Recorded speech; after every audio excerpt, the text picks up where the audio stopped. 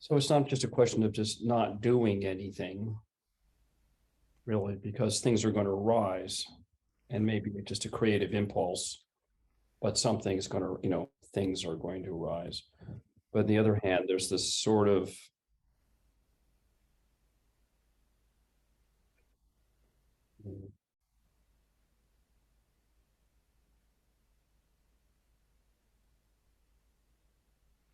I I guess, mean, tendency to, I guess, just to want a structure, that of the, the ego wants a structure, and and so you go ahead. I mean, that's going to happen, and you notice that. In a real sense, it is about not doing anything. Really. I mean, in a real sense, it's about not doing anything anymore and not having to do anything. But it doesn't mean that you need to be, what it means is not generating anything. So it isn't really that if you stop doing things, things stop happening through your body and mind. They do. But what happens with the ego is there's an attachment to like generating another one so I'll finally be okay. Like I'll finally be loved, or I'll finally be worthy, or I'll finally be whatever it is. And just to drop that, just to forget it, just to let it die. Enough already. As if you actually were dying. Like, okay, no more. No more legacy. We're done with that. It doesn't mean that legacy won't keep happening.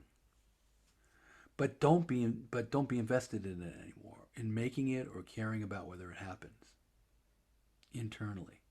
Now, I'm saying that doesn't mean that you will just be able to just do that. You might find but to notice how the clinging, because that really is hopeless, and it's you know, what gets threatened during change. Your sense of yourself. I'm saying legacy in one sense, but it could be anything. It's any kind of accumulation or any kind of idea of shoring up your sense of yourself, because you're not whatever it is sense of yourself that you have.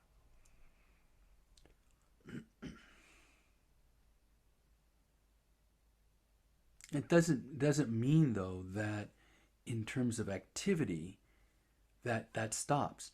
In fact, you're not the doer of that anyway. There's impulses. It's like Nirsigadatta Maharaj. Somebody asked him, well, you said you're not the doer anymore. Well, what about eating? I saw you make food. He goes, yeah, well, the hunger of the body has me go make food and eat. And the habit of knowing when it's mealtime has it got. It's like just seeing the mechanisms of the body and the mind for what they are. Mechanisms of the body and the mind. Oh, there's a car coming on the road. Why is that all happening? Because the body and mind learned it. There doesn't have to be an I in there to do that, and you know that's true. Because you could be listening to the radio and all of a sudden you're moving over here. It's like, what happened? The eye is way too slow to be able to drive a car. So, but the car gets driven. I mean, the whole thing of the eye is very suspect. The more quickly you look, you really examine. It doesn't mean that individual bodies have not been conditioned uniquely. They have. Say, well, isn't that an eye? Not really. It's. I mean, if you want to call it that, you can, but it's not what we usually think of when we think of having an eye. We think of so much more, and we're afraid that that will be threatened. Habits of body and mind, we don't think are going to get threatened. They're just habits of body and mind. They're not that, they're impressive. I mean, it's very impressive, the habits of your body and mind that you've trained them to do. But the training came from other, everything is from condition to condition. It was an interdependent origination. everything we do, it's a story. I mean, if this happened and that happened, and then so I went to that university and I did this thing, so I met this teacher and I trained here and I went, all of those things added up to um, a beautiful concert. So there's no need for any of that to stop. All of that is beautiful and happens of itself. So but I know the sense of doership is so strong in us that then the thing to say is, good, bring your love to that. Let that be a creative act. Don't do that out of love, out of devotion, out of generosity when you play, when you do anything in life. I mean, that's the two truths in Buddhism. They talk about the absolute truth, which is the dying part. No self. It isn't. And then the relative truth is, the accumulation of merit or compassion, all of that. And there's a reason it's called relative. There's a reason it's called relative. If you're going to work with the idea of intentionality in terms of doership, then let it be for compassionate action, but not as a self-improvement program so you can be somebody, really. It's better to think of it in terms of art, because an artist does you do what you do when you're an artist because you feel moved to do it. And I don't mean professional artists, because then you got to worry about making money and then pleasing people who are funding you and all of that. I'm talking about life as art kind of thing. Does that help, Andrew? Or is... Yes, yes, it does. I think the same pattern happens in as a doctor caring for people, and that there's a certain kind of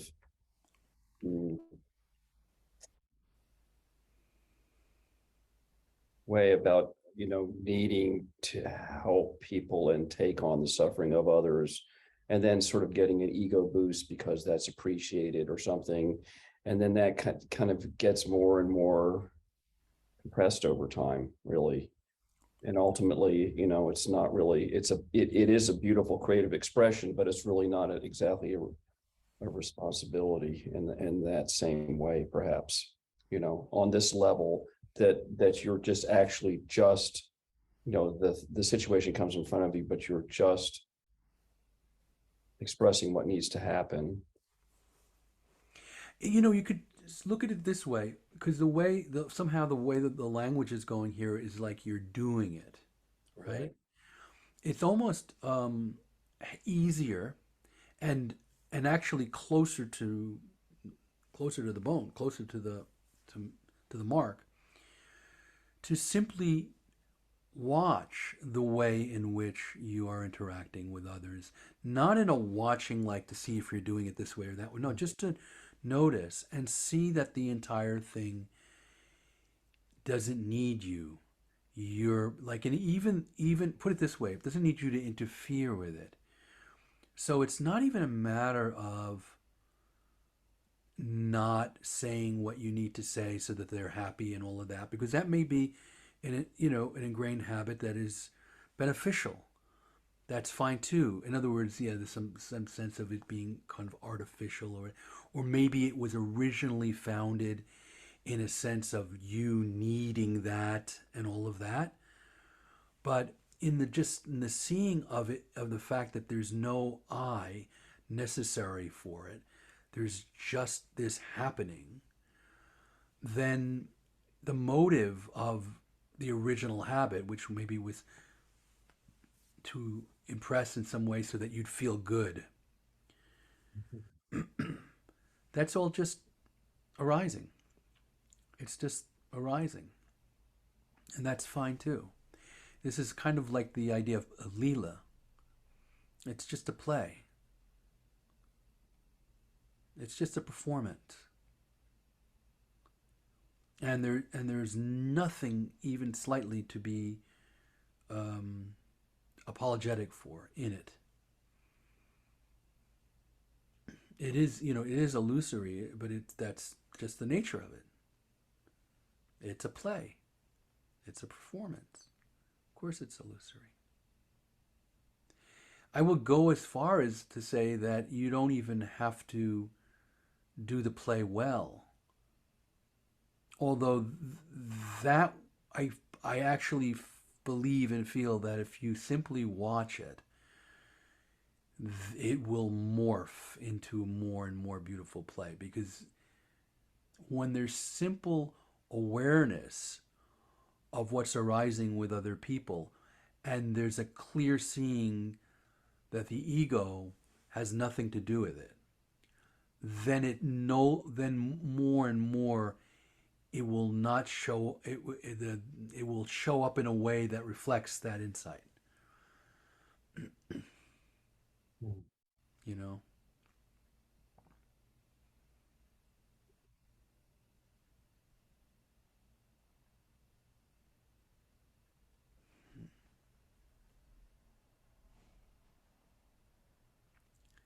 But if you feel like you need to be the doer, then okay, do that. But it's almost it's an extra layer.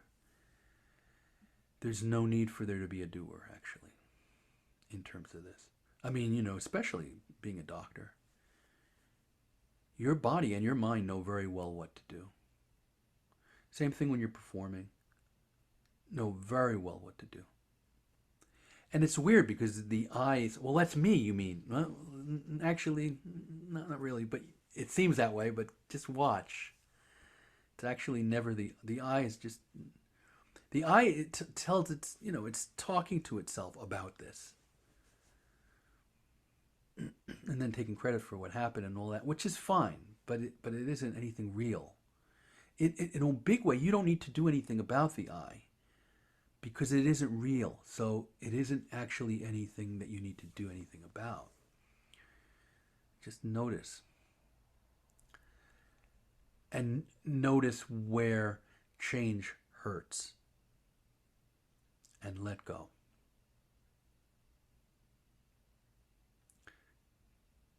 And even that's too much. Just notice where it hurts. It's enough. Letting go happens from there. It's like life is designed to force you to have your ego death. It just is. But that doesn't mean everybody has it. It's just the situation is the guru. I mean, look at how life works. I mean, it's like you get older and everybody around you dies and you lose everything. It's like it's kind of designed for surrender. It's not designed for anything else. It's designed for total obedience to God, total surrender to God. I mean, who's breathing this body? Who's beating the heart? It's like, I am. All right, yeah.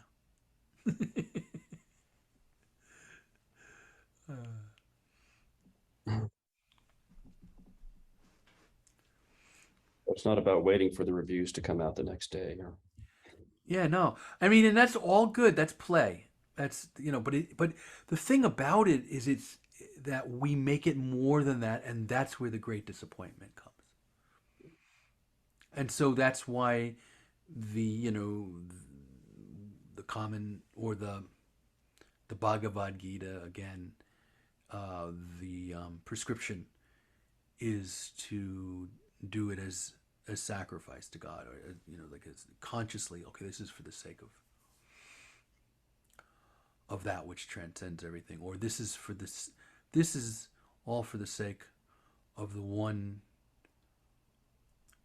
in which I was resting before birth, and in which I will rest after death.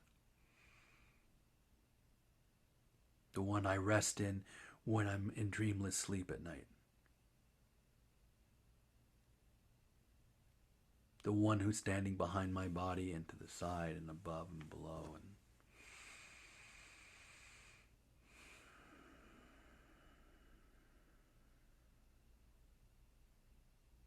the source.